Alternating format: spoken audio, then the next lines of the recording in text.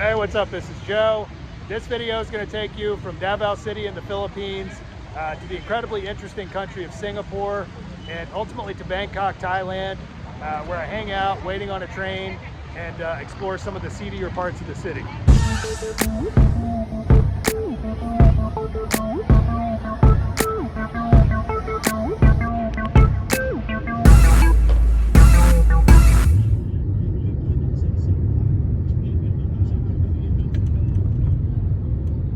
I am in the Davao International Airport, getting ready to board a flight that will ultimately take me to Thailand. First, I've got a layover for the night in Singapore. So in the Philippines, you're allowed to stay for up to 30 days. And then they offer like some kind of an extension, but you have to talk to the Bureau of Immigration. And so I'll probably try to do that next time. But for now, there's still some places in Southeast Asia that I wanted to see. Once you're in this part of the world, it's pretty cheap to fly around, you know, bounce around.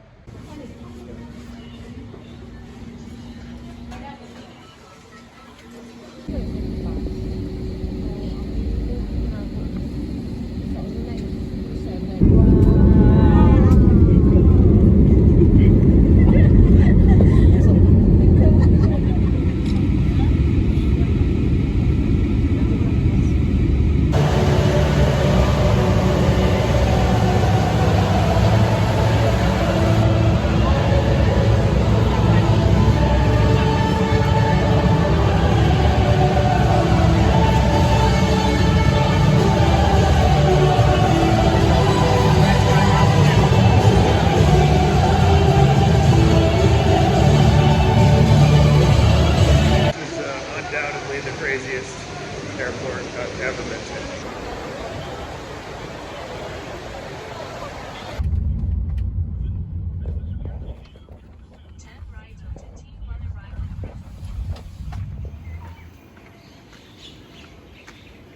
Singapore, a pretty rich country.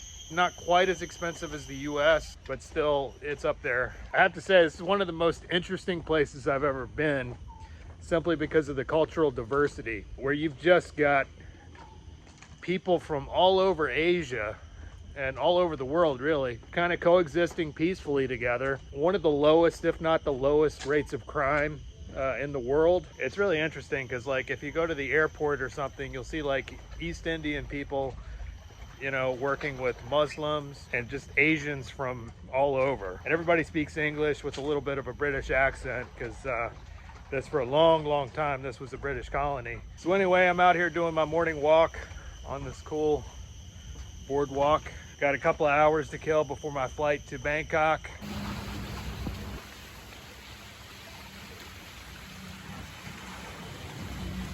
There's a chick swimming naked on the beach. Naked as a jaybird. All right, that's the first Harley Davidson I've seen in, well, probably about a month.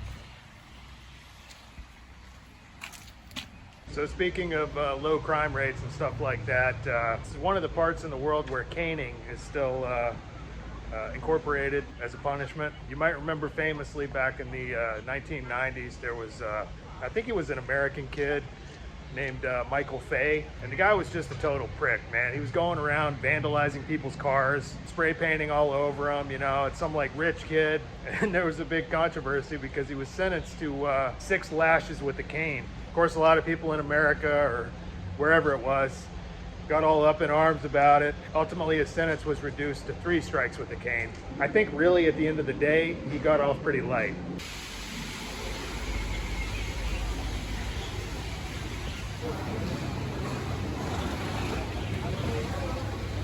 So this is ikan bilis.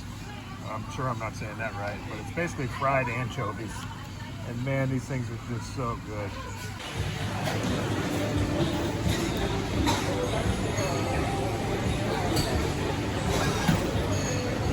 According to Anthony Bourdain, a big inspiration for this channel and countless others, you should always look for the longest line and go there.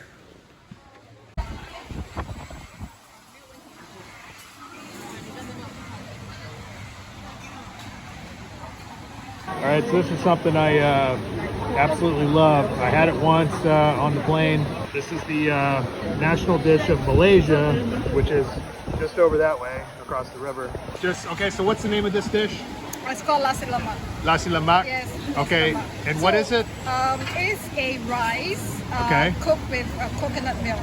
So the rice is what you're having is basmati rice. It's actually not, Chinese don't eat basmati rice. Okay. Yeah, so it's more to Malay to Indian rice. Okay. Yes, but it's more healthier choice. Yes. Fried chicken and the fish, it's not very healthy. Okay, right. Yeah, it's not the most healthy food option in the world. But the chili sambal, because chili sambal. Okay. The sambal that you're eating here, the nasi lemak sambal, is the name of the chili paste.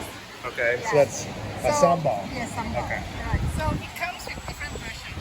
Okay. Some are very spicy, but nasi lemak sambal is basically on the sweeter side. Okay. Yeah.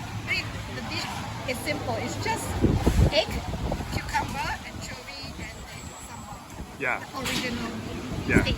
And the fried anchovies. Yes, the Chinese. Oh, actually, there's added peanut. It should have a peanut. Yes, But right. there's no peanut there. Yeah. Okay. Well, that's okay. I think I've got enough. All right. Okay. Enjoy your breakfast. Thank you very much. That is, as my new friend alluded to, it's a combination of very simple pieces of the plate, but everything just goes together really great. The chili sambal, as she mentioned, isn't so spicy. It's got more of a sweet kind of a flavor to it.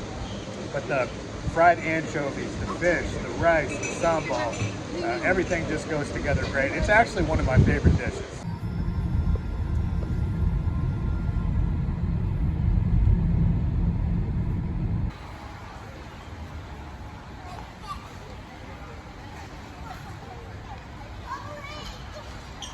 After yet another round of TSA checks, I got on the plane and headed to Bangkok.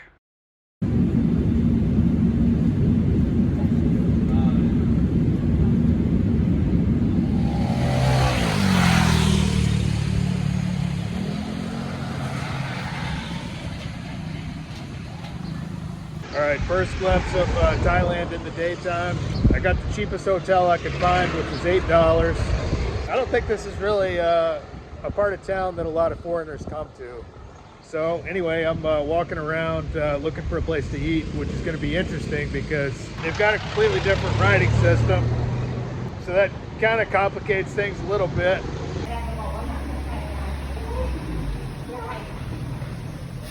So thankfully they had some nice illustrations on the menu. I just basically pointed to something that looked good.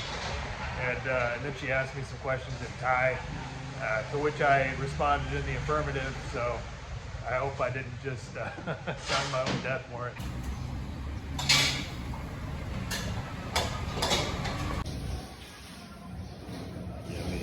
Mystery dish, looks like chicken, stir-fried with some greens and eggs. The spice mixture is absolutely great. There's something in there with kind of an interesting texture, kind of crunchy. I think it's jellyfish. And these are some of the little bird's eye chilies, sliced up and soaked in, looks like fish sauce. A few of those in there. I'm still kind of training myself. This is a lot of chilies, by the way. So it's not jellyfish at all. I was completely wrong. It's actually, they make something in Vietnam called banu, and where it's like a flat piece of like rice. It's like a rice dumpling kind of. I had several days to kill in Bangkok before taking a train to Chiang Mai, a mountainous region which would put me in close proximity to some of the best riding in the country. Meanwhile, in order to be closer to the action in Bangkok, I took a taxi ride across the city and checked into a cheap hostel.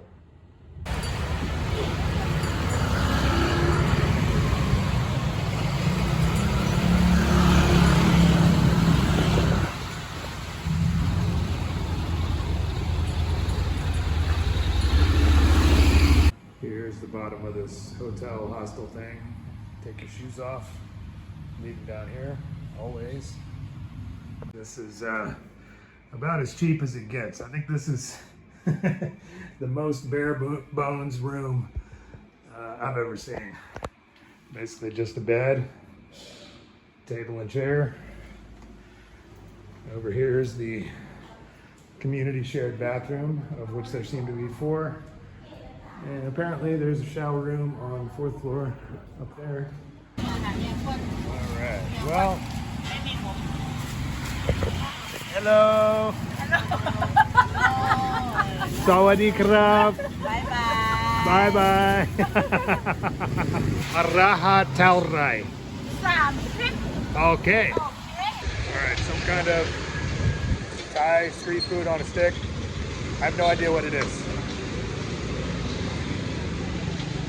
That's good. Spiced ground pork on a stick with a kind of a sweet chili sauce. I'm getting used to the insanity of Bangkok from where I just came from in the city of Davao, and for that matter Manila. It was kind of a lot more laid back. This is just absolute insanity everywhere you look. You kind of really have to watch your step and make sure you don't get run over. Right as I say that, there's a lull in traffic, but it's been pretty crazy. These little things are absolutely awesome. This is chicken covered in the same sweet spicy chili sauce, but it's ground up. It's got the cartilage, all the organs and stuff like that, so it's got a lot of flavor. 3 sticks of those for 30 Thai baht. That's less than $1.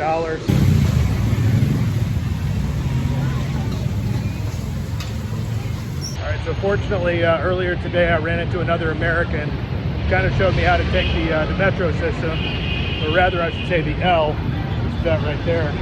Now I'm meeting this guy. Apparently there's some kind of a water festival or something like that. I hate to say it, but I'm next to ignorant about Thai culture. But anyway, it's a day of some significance to them.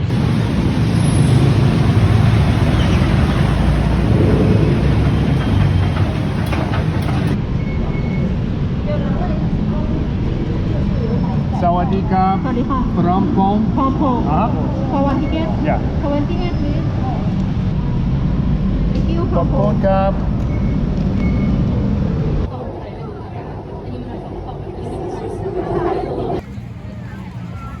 There's a festival of a lantern, and when you send the lantern off, you're making your wish. Oh, cool. Earlier in the day, I'd lucked out in having run into several expats in the city. If you can manage to find some other foreigners, it really cuts down on the learning curve, and they're usually more than happy to share what they know. So somebody just explained the significance of this to me. Basically what we're doing is we light these things and release them onto the water, and we're asking the river to forgive us for all of our sins, essentially.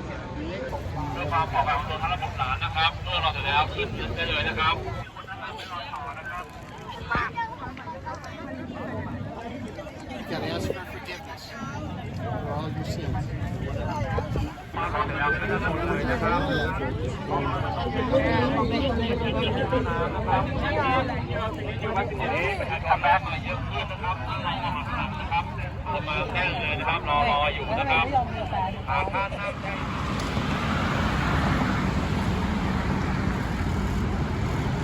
All right, so I've been stuck here in Bangkok for the last few days while I've been waiting for a train which will take me to Chiang Mai in the mountains. This is not really my environs, to be honest. I'm really not much of a big city guy, although it has been cool learning how to get around Bangkok and seeing some of the sights and things like that. I'm just really kind of more of a small towns and villages, just sort of work better for me. All right, so we're out here walking around in Bangkok and getting ready to take the bus system to check out this kind of a Buddhist temple sort of a deal called the Golden Mount. The traffic doesn't look good. But it still No, needs walking. that doesn't look good at all. It's only 2:30. It's not really rush hour. All right, so here's this canal. We just got off the bus and we're walking down here. There's like apparently like some kind of a boat, right? Yep. Like sort of a canal, sort of a river boat or something that'll. Okay, and that'll take us all the way down to that temple. Yes. Okay. Right to Central Pier. Yeah, it's like 6 miles away or something. So this will be interesting.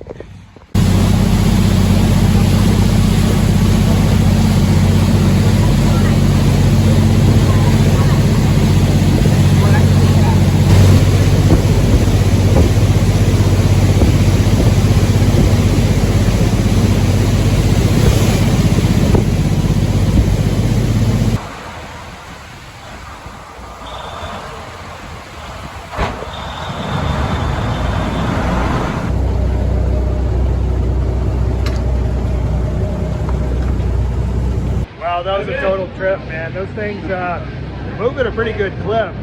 And it's surprising how stable they are. Like after passing another one going the opposite direction, riding in their wake, you really don't even feel it hardly at all.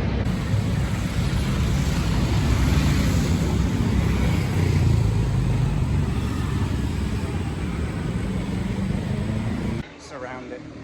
Really? Yeah. Okay, so we just met up with this guy. He's taking us to this Buddhist temple. Yeah.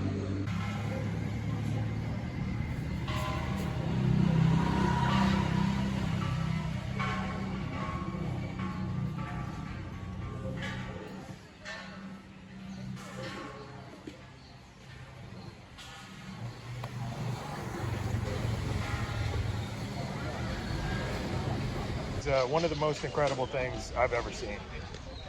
Just standing next to it, you get a sense of this immense kind of spiritual presence.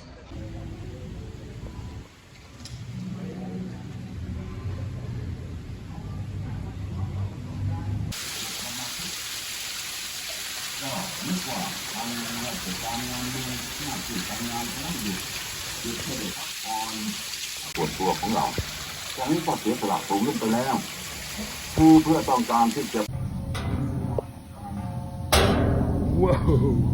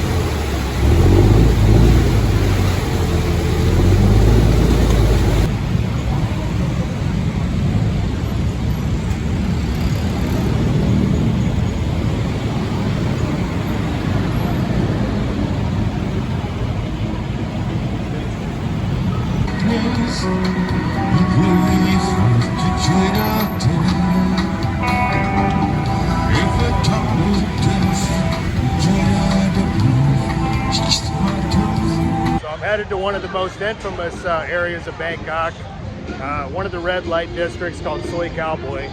But first I'm going to go in this crazy mall here and look for a place to eat. Generally the food here pretty cheap and absolutely awesome quality.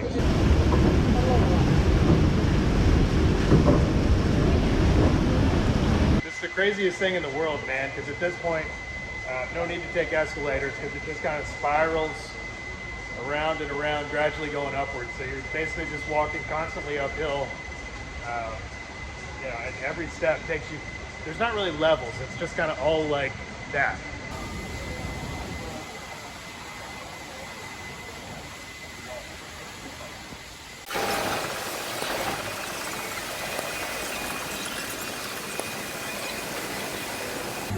There is hams from Spain, that's jamon serrano. They got presumably a jamon iberico up there, which is the black-footed ham. This whole place is just full of extremely high-end gourmet stuff. Extremely expensive. There's Wagyu from Japan.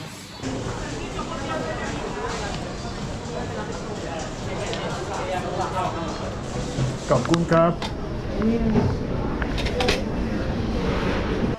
So this is a seafood omelet with some kind of river mussels, it looks like, squid, and some shrimp.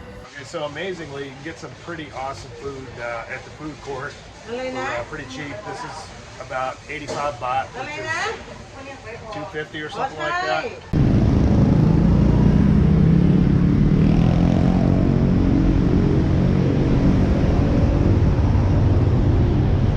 make it perfectly clear, I am not intent on participating in any shenanigans that go on here. I'm here merely as a passive spectator, not because of any deep underlying moral convictions, simply because I really don't like spending this kind of money. But anyway, let's go check it out.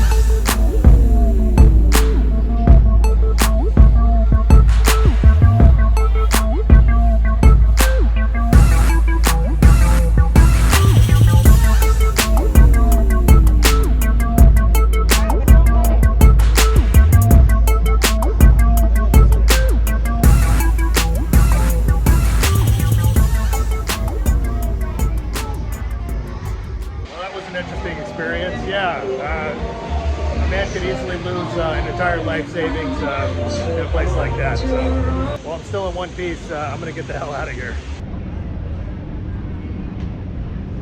As hard as I tried, I couldn't shake the feeling of being out of place here. Part of the deal is, I think, I want to talk to people and practice the language and stuff like that, but in a big city like this, you know, you try talking to strangers on the street and it just doesn't fly. So it's not my environs. I'm kind of itching to get the hell out of here so I can walk around, talk to people, learn some Thai, ride a motorbike. Really what I've found through my travels is everybody's different, and what resonates with one person is not necessarily going to resonate with somebody else. I really like the Philippines. A lot of the expats that I've talked to here absolutely hate the Philippines. I don't see why. And you know, the converse is true. They absolutely love Bangkok, and I just kind of feel like a fish out of water. It's just a big city thing. There's people everywhere. So right now I feel like I'm in Purgatory or something because I'm stuck here. I really didn't plan this trip. I'm admittedly not used to planning anything. Honestly, if you've watched any of my stuff in the US, planning isn't really my thing. But you kind of have to do that with these bigger kind of trips on the other side of the world.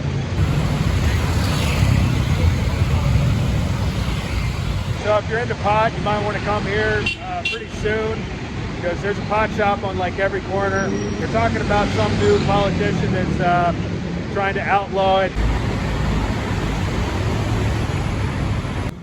All right, so for about 80 baht, which is $2.50, something like that, I get to have this roast duck with Thai holy basil and chilies. Can't do this back home.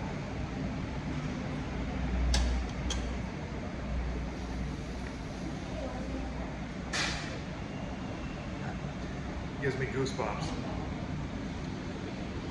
The duck is cooked perfectly, moist, tender, deep, rich, complex, beautiful. Finally, after a fair amount of waiting around, I boarded the train which would take me to Chiang Mai. There, the plan was to rent a motorbike and get myself as lost as possible.